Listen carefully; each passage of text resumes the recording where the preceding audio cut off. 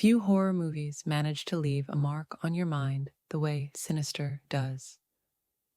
From the very first frame, it lures you into a world where the ordinary becomes terrifying and the most innocuous objects hide unspeakable horrors. At the heart of the film is Ellison Oswalt, a true crime writer who moves his family into a new home, hoping for inspiration for his next big book. But this house, like many in the world of Sinister, is far from ordinary.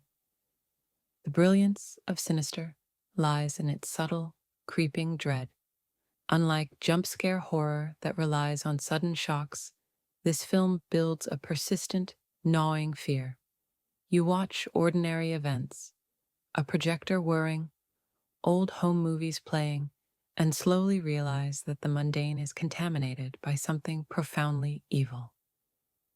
It's in these home movies that the dark truth begins to emerge. Each film shows a family meeting a gruesome, inexplicable fate, and the more Ellison watches, the more he unravels.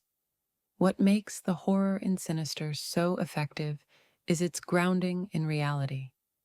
Ellison's obsession isn't supernatural at first glance. It's about discovering the truth, piecing together evidence, and trying to make sense of the impossible.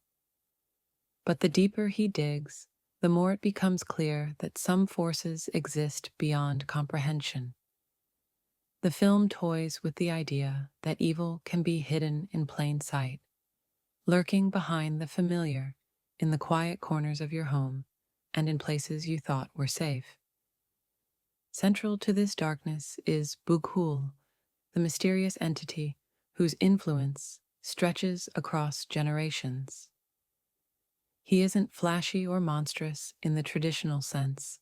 He's terrifying precisely because he represents a corruption of innocence. Children, who should be symbols of safety and purity, become pawns in his sinister designs. Every moment he appears or is referenced, the tension skyrockets, and you feel the same helpless dread that grips Ellison. But Sinister isn't just about scares. It's a study in obsession, guilt, and the human desire to understand evil. Ellison's descent mirrors the audience's journey. Curiosity drives you in, and the more you look, the more impossible it becomes to turn away. By the time the film reaches its climax, you're not just watching a horror story, you're experiencing the weight of inevitable doom, the feeling that some truths are too dark to confront and too real to escape. The cinematography adds another layer to the fear. Dimly lit rooms, long shadows stretching across walls, and the haunting score all combine to create an atmosphere that clings to you long after the credits roll.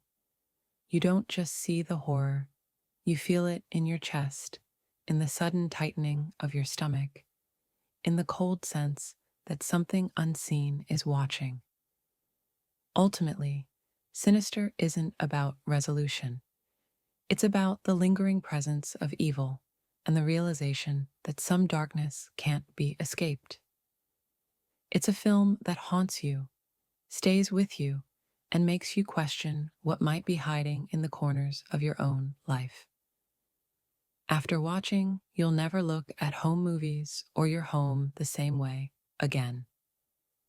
So, if you're ready to confront a story where curiosity leads to terror and where the dark truth will truly haunt you, Sinister is the kind of horror that doesn't just scare, it stays with you.